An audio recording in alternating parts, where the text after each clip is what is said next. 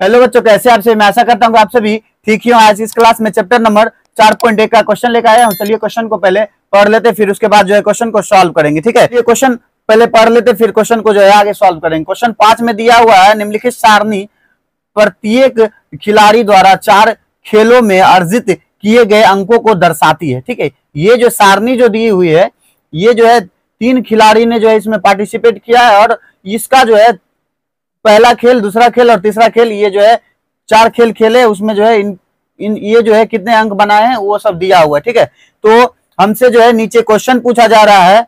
इसके नीचे जो देखिए तो क्वेश्चन है। ठीक है, इसके नीचे क्वेश्चन क्या है, अब निम्नलिखित प्रश्नों के उत्तर दीजिए। ठीक है, ये इस पे जो है आधारित यहाँ क्वेश्चन दिया हुआ है। लिखा हुआ है सभी खेलों में ए द्वारा अर्जित अंकों का माध्य ज्ञात करना है।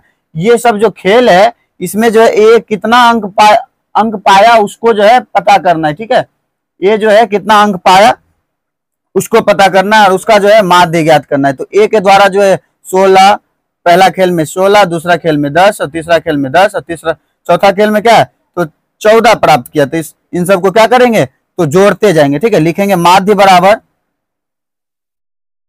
बराबर क्या होगा, राशियों का योग। राशि हमारा क्या है तो देखिए तो 16, 10 और फिर 10 फिर 14 दिया हुआ। टोटल कितना दिया हुआ 1 2 3 4, 4 खेल खेला है तो 4 हो गया। तो जब इन सबको जो जब जोड़ेंगे तो जोड़ने के बाद जो है कितना आएगा 50 आ जाएगा। 50 में जो है 4 से भाग देंगे। 50 में जब 4 से भाग देंगे तो आएगा 12.5 आ जाएगा। ठीक है, माध्य बराबर क्या आ जाएगा 12.5। चलिए क्वेश्चन 2 को पहले पढ़ लेते। क्वेश्चन 2 में दिया हुआ है सभी खेलों में सी द्वारा अर्जित माध्य अंक ज्ञात करने के लिए आप कुल अंकों को 3 से भाग देंगे या 4 से भाग देंगे और क्यों देंगे। ठीक है, तो देखिए तो यहाँ देखिए सी नंबर में जो है एक खेल को जो है वो नहीं खेला है। सी जो है एक खेल को नहीं खेला है तो कितना से भाग देंगे 1 2 और 3, 3 खेल को खेला है तो उसमें कितना से भाग देंगे तो 3 से भाग देंगे, 3 से। और कह रहा है क्यों, क्योंकि सी के द्वारा कितने खेल 3 मैच खेले गए हैं।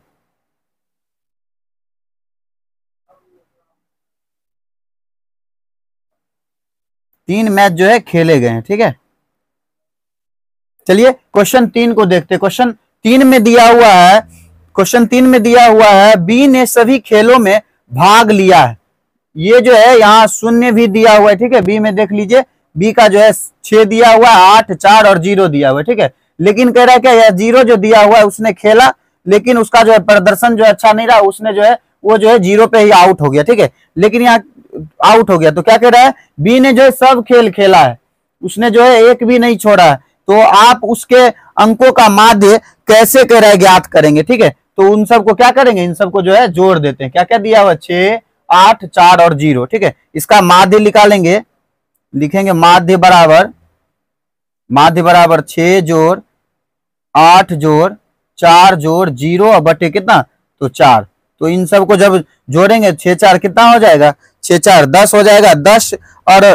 10 और 8 कितना हो जाएगा तो 10 और 8 कितना 18/4। तो जब इसमें भाग देंगे देखिए तो 4 चौके 16 दशमलव बच जाएगा 2, तो एक 0 लगा देंगे कितना हो जाएगा 5 बार में 20, तो 4.5 इसका जो है आंसर हो गया। चलिए क्वेश्चन 4 को देखते। क्वेश्चन 4 में दिया हुआ है किस खिलाड़ी का प्रदर्शन जो है सबसे अच्छा रहा। ठीक है, कोई ए का, बी का और सी का, किसका रहा। देखिए तो ए जो है 16, पहला मैच में जो है पहला खेल में जो है 16 बनाया, दूसरा में फिर 10 बनाया, तीसरा में 10 बनाया, चौथा में क्या बनाया 10 बनाया। तो बी का देखिए तो 6 बनाया पहला में, दूसरा में 8 बनाया, तीसरा में 4 बनाया, चौथा में 0। और सी में क्या हुआ है पहला में 8, दूसरा में 0, तीसरा में 11, चौथा में जो है 13। देखिए तो इन सब में अगर कंपेयर किया जाए तो पहला में देखिए तो 16 का जो है सबसे ज्यादा है, दूसरा में भी देखिए तो पहला में जो है ए का जो है सबसे ज्यादा है, और दूसरा में भी देखिए तो ए का सबसे ज्यादा है, तीसरा में भी सबसे ज्यादा, तीसरा में जो है इससे एक कम है लेकिन यहाँ 10 है। ठीक है, चौथा में देखिए तो इससे ज्यादा है। तो इन सबको जब जोड़ेंगे तो ये जो है ए का जो है सबसे ज्यादा हो जाएगा। तो इसीलिए इसका आंसर क्या देंगे, इसका आंसर जो है होगा, इसका आंसर दे देंगे ए खिलाड़ी के द्वारा। ए नहीं, एक क्या करें किस खिलाड़ी का प्रदर्शन अच्छा रहा तो ये खिलाड़ी का लिख देंगे। ठीक है, इसका आंसर लिखेंगे एक खिलाड़ी का। ठीक है,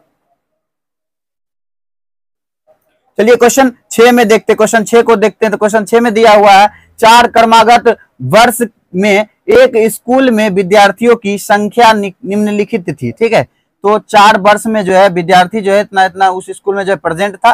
ठीक है, तो देखते हैं क्या दिया हुआ। इन काम में विद्यार्थियों की माध्य संख्या ज्ञात कीजिए। ठीक है, तो इनका जो है माध्य संख्या ज्ञात करना है। तो लिखेंगे माध्य बराबर क्या होता है, माध्य बराबर लिखेंगे यहाँ क्या है, विद्यार्थी दिया होता है, लिख देते हैं विद्यार्थियों का योग,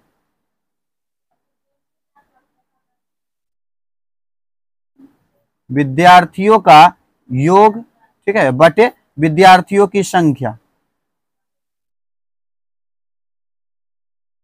विद्यार्थियों की संख्या। ठीक है, तो क्या होगा, विद्यार्थियों का योग देखिए कितना दिया हुआ है, इन सबको जो है जोड़ देते हैं, लिखते हैं 1670 जोड़ 1750 जोड़, फिर लिखेंगे 2540 जोड़, फिर लिखेंगे 2820। ठीक है, तो कुल कितना है 1 2 3 4, कुल संख्या जो है 4 है। ठीक है, इन सबको जब जोड़ेंगे तो जोड़ने के बाद जो है हमें 8780 प्राप्त होगा। ठीक है, नीचे कितना देंगे तो 4, जब 4 से जब इसमें भागा करेंगे तो आंसर आएगा 2195 यानी 2195। माध्य बराबर कितना निकलेगा 2195 आ जाएगा। ठीक है,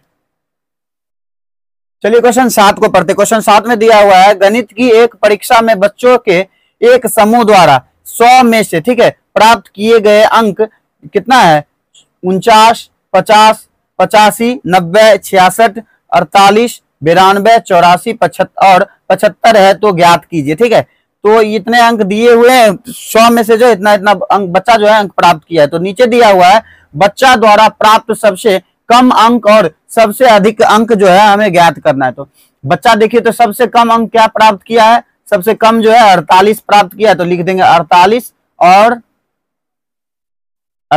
और सबसे अधिक, तो सबसे अधिक यहाँ देखिए तो क्या है, सबसे अधिक जो है देखिए तो 92 है, तो लिख देंगे 92, यही जो है इसका आंसर हो जाएगा। चलिए क्वेश्चन 3 पे आते। क्वेश्चन 3 में दिया हुआ है प्राप्त अंकों का परिसर ज्ञात कीजिए। ठीक है, ये जो अंक है इसका परिसर ज्ञात करना है। तो परिसर बराबर क्या होता है, परिसर बराबर लिखेंगे अधिकतम मान, अधिकतम, ठीक है, अधिकतम मान माइनस निम्नतम, निम्नतम मान।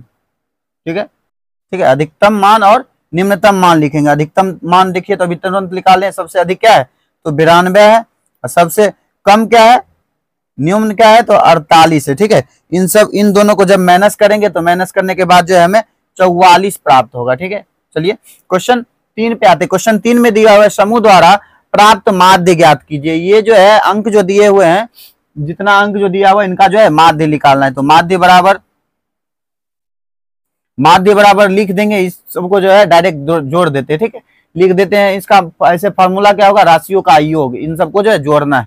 तो क्या है 39 प्लस 50 प्लस 82 फिर प्लस फिर क्या है 90 फिर प्लस फिर 66 प्लस 48 प्लस 92 प्लस 84 प्लस 75। ठीक है, और इनका जो है टोटल करना है। तो 1 2 3 4 5 6 7 8 और 9। ठीक है, कितना आ गया तो 9 आ गया। जब इन सबको जोड़ेंगे तो जोड़ने के बाद जो है हमें 639 प्राप्त होगा, और नीचे क्या है 9। तो देखिए तो 9 के पारा में देखिए 63 कितना बार में तो 7 बार में, और 9 रह गया, तो 9 एकम 9। तो इसका माध्य क्या होगा, तो लिखेंगे माध्य बराबर क्या आया तो 71 आ गया। ठीक है, चलिए आज का क्लास जो है हम इतना तक ही रहने देते हैं। इसके आगे का क्वेश्चन जो है अगले क्लास में पढ़ेंगे, और इससे पहले का क्वेश्चन अगर आपने नहीं देखा है तो इसका लिंक जो है हम डिस्क्रिप्शन में डाल देंगे, और वहां से जो है आप इसको जो है देख लीजिएगा, नहीं तो आप जो है प्लेलिस्ट में इसका जो है खोज लीजिएगा तो आपको जो है मिल जाएगा। ठीक है, यह वीडियो आपको कैसा लगा, अगर अच्छा लगा होगा तो हमारे इस channel study zone by Manjeet sir को लाइक सब्सक्राइब और बेल आइकन को दबाना ना भूलिएगा, और इस वीडियो को ज्यादा से ज्यादा अपने दोस्तों तक और जो कोई छात्र होंगे उन तक भी जो है हमारे इस चैनल के बारे में जो है बताइएगा। तब तक के लिए ओके बाय। ठीक है।